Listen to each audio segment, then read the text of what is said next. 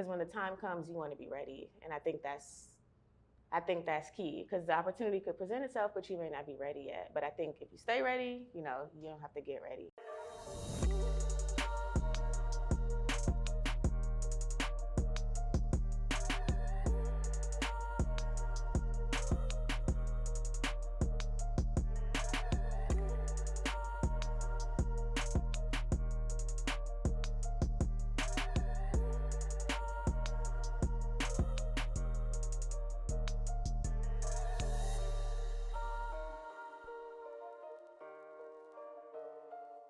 What's up, everybody?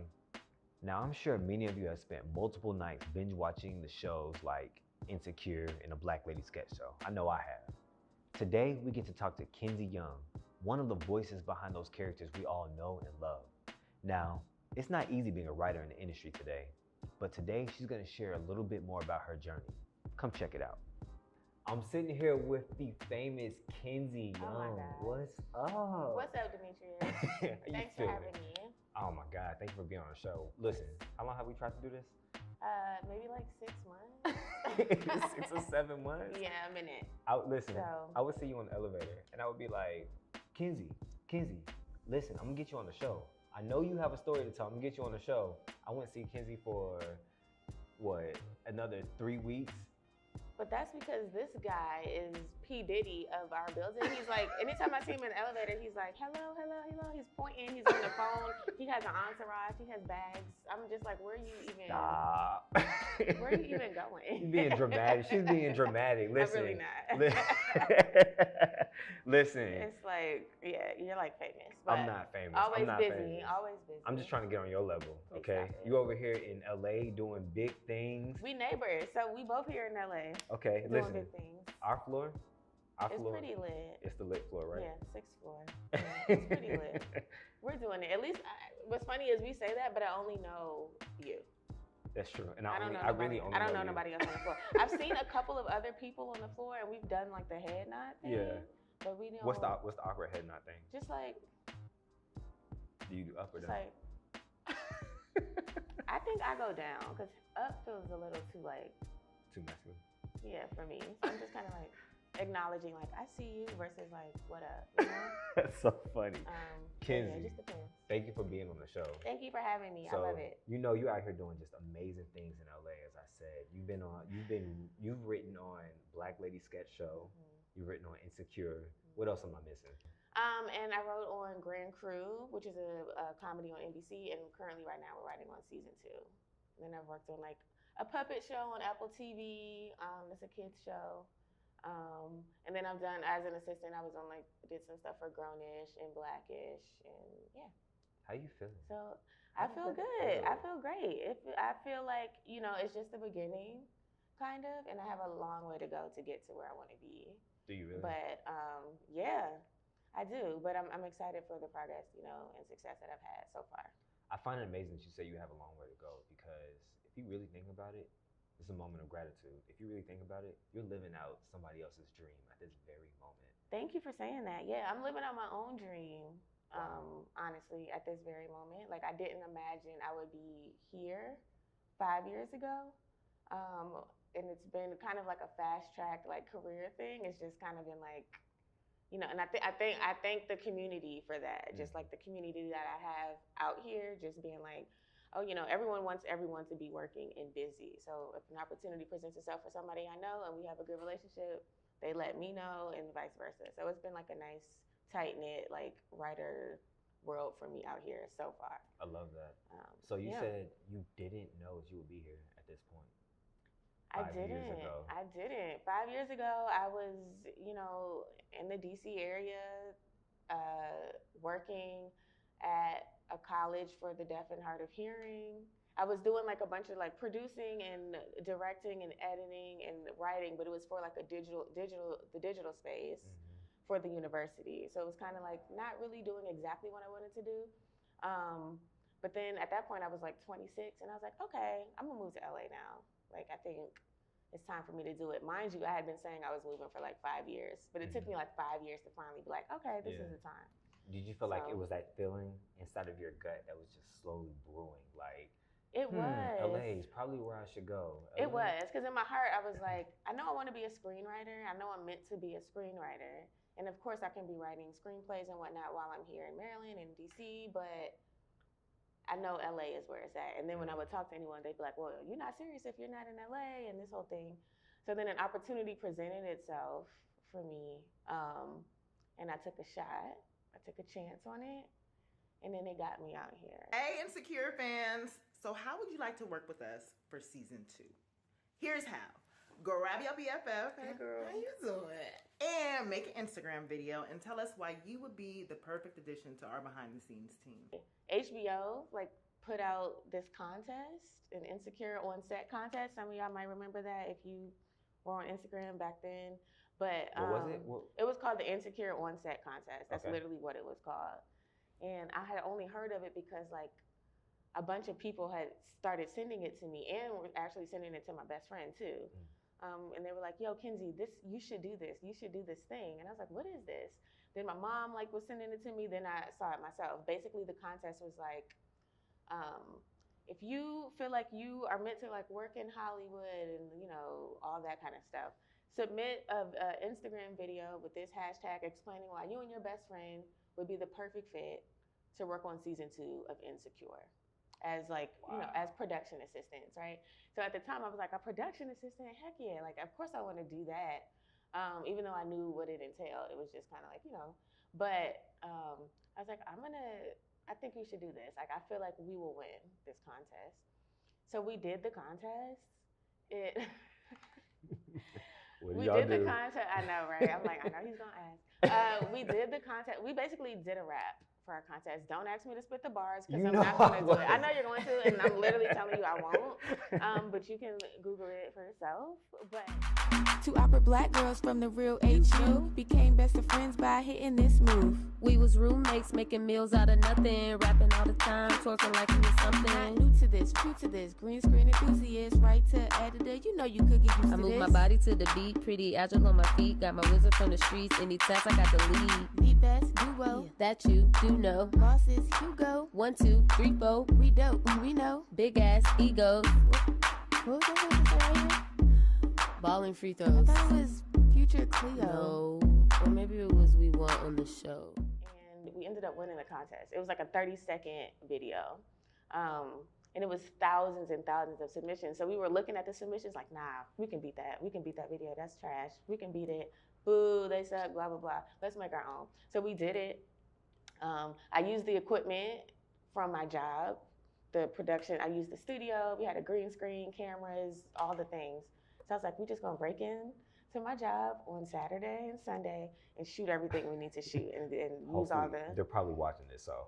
That's fine. What's up? No, and I had support. One of my coworkers there was like, do what you got to do, because he knew this is a cool job and it's steady, but this is not where you want to be or where you should be. Was he the type of person that would look at you and he would be like, you shouldn't be here? There's more for you. Pretty kind of. He just saw more into you. Pretty much. He knew. And then I was always honest. I was just kind of like, I want to be a screenwriter. I know that this isn't exactly that, but when you've just graduated college, you're kind of like, I majored in TV production, so I was like, anything that has the title production in it, I want to do that. Digital something, producer, this. I was just like, whatever it is, I want to do it because that'll be the thing to get me closer to where I need to go. Mm-hmm. Even though at the time it feels so far away from what you actually want to be doing, but that job actually taught me a whole lot, a lot. So I definitely commend, where I was working. It's called Gallaudet University. I should say that. Yeah. You feel like that was just an integral part of your journey? It was just part of my journey. I learned sign language while I was there. I made some connections that I just never thought, the world is really, really small. I agree. Made some connections that I never thought would come back to me today. Some of the shows on NBC, we're looking for deaf and hard of hearing actors. And because I was so tapped into the deaf community back at home, I was like, oh, well, let me just hit up some of the people at Gallaudet they have a really strong theater program.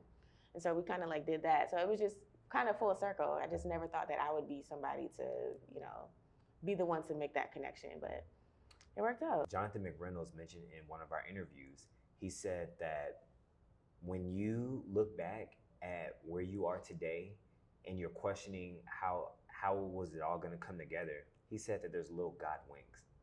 He said that when you look back and you see that this led to this heartbreak led to this upbeat. I love that. And he said, when you look back at all those, you know, that those are God winks. Would you agree with that? 100%.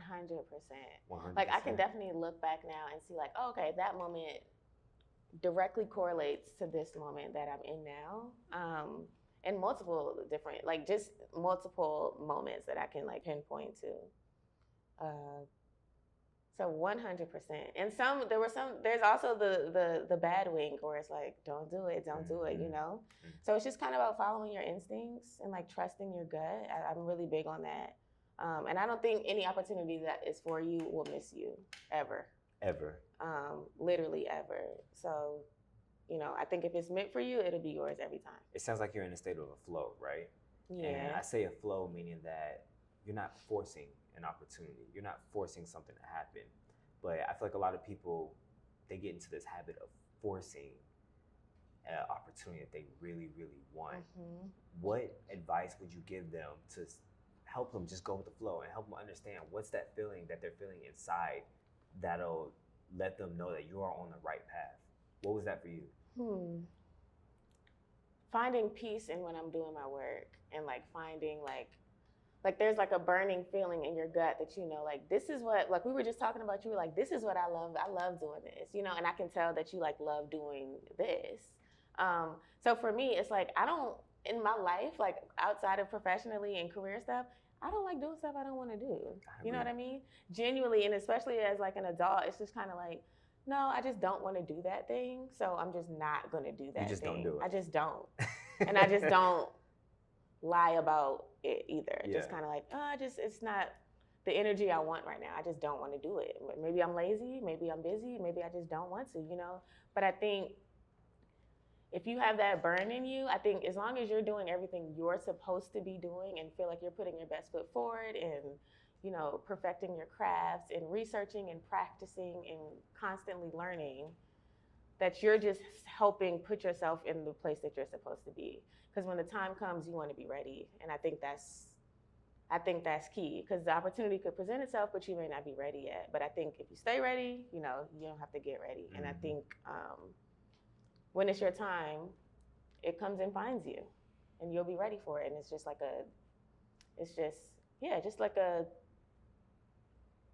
feeling, like you just know, like I'm supposed to be here. Everything is in sync, and you know, I'm just kind of flowing, like you said.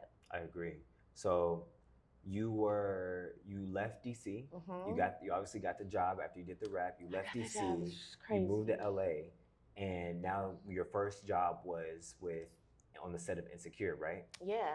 Now, what lessons did you learn through that whole journey up until that point?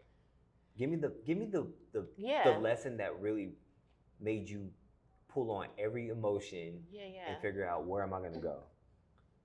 One thing, so the contest, it was very much a chance, right? It was very much like, you know, entering the lottery. It's like 1 in a billion, you know, chances that you'll actually win. But I was like, I really feel like I'm going to win. And mind you, I had already felt like I was supposed to work with Issa Rae since like the Awkward Black Girl days, right? As I'm sure a lot of people, you know, feel that way. But I was like, okay, I feel that way. People were also like giving me that energy. It was like, I feel like you should be like on that show and like stuff like that. Just like, yeah, you know, whatever. Then the contest presented itself. We ended up winning. HBO hit us up like, yo, y'all won the contest. I know it's crazy, but we're coming to pick y'all up to move to LA. Hella cool, being on set with the Insecure crew in the streets of Inglewood. You can catch us in your hood. Extra stay taking selfies cause they say the lighting good, and it is. Riding in the van, base camp to set. Now keep your walkie on one cause they calling you next. Hot bricks in my back pocket. Rollin'. Say it with your chest. I keep the lime green on me. Man, here, take your best. Hold up. Who the you think you trucking with? This is a back end and we in front of it. Somebody called me on Milwaukee saying catering look bomb. I even think they got wasabi. I mean, damn, why they feeding us so much? I had like 4 half donuts and the salad bar was clutch, and I'm still a burger queen, but it's okay. I think I'm Janet anyway. Take a side for the day. Hey, we on set, on deck, get hit. If you ain't know, now you know, get a grip. Most of the crew still computers, but we closer to Beyonce, cause director is Mastukas. PAs to ADs to DPs to EPs. Hurt knees and penalties, but in with martinis. And I still got my right hand with me. I'm Candace. I'm Kindsey. Oh, these bars. We got plenty.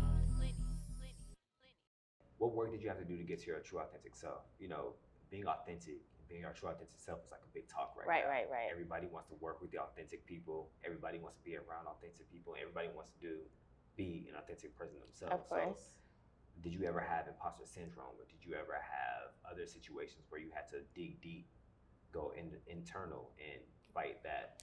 Definitely imposter syndrome. I think that's something I still have today right now. Even coming here, I was like, I have imposter syndrome. Am I, qualified to be do this interview? But imposter syndrome, I got a lot of validation. Number one, just from my family, like kind of holding me down and just like being my sounding board for any time I needed to vent about something. And then the constant reminders from my dad and my mom of just like, be yourself, be who you are. You don't like something, you don't have to do it. If it's not for you, it won't be for you, that kind of thing. In a world or in a space, LA, where everyone is like trying to be this and trying to be that, or working to be this and working to be that, I think the best thing you can do is to be yourself. I was so caught up with like when I first got out here, I was so caught up with like, I have to have a script ready, I have to have this, because somebody might be like, hey, Kindsey, you want to come and, do this thing? And I was like, oh, that's not actually how it works. Step one, be likable. Well, step one, be yourself. And step two, hopefully that is a likable person. I think for me, anyone watching this or anyone who like knows me knows that like, oh, Kindsey, yeah, she's always the same. You know what I mean? Like I'm always myself. And I think that has helped me out. I think imposter syndrome is something that a lot of people struggle with. And I think it's more so just like an insecurity of obviously just not feeling like you belong or that you're good enough or qualified enough to be where you are. But for me, it was more so just like, I knew I put in the work and I've done my research, I've practiced, so that was a way for me to kind of validate myself, being like, I do have the knowledge. And outside of that, I have the credentials, so I kept having to remind myself, like, I did all the right things that I was supposed to do leading up to this point. So I belong to be here. Like, I deserve to be here too. Like, I went to Howard and I mastered in TV production. Then I got my master's at American University for producing, So I was like, I did the work. I have the credentials. Some people don't have that, And so I was like, that is my way of like kind of validating myself, listening to my family, helping to validate me. So just kind of like external validation has helped me. And then also just knowing that I've done my part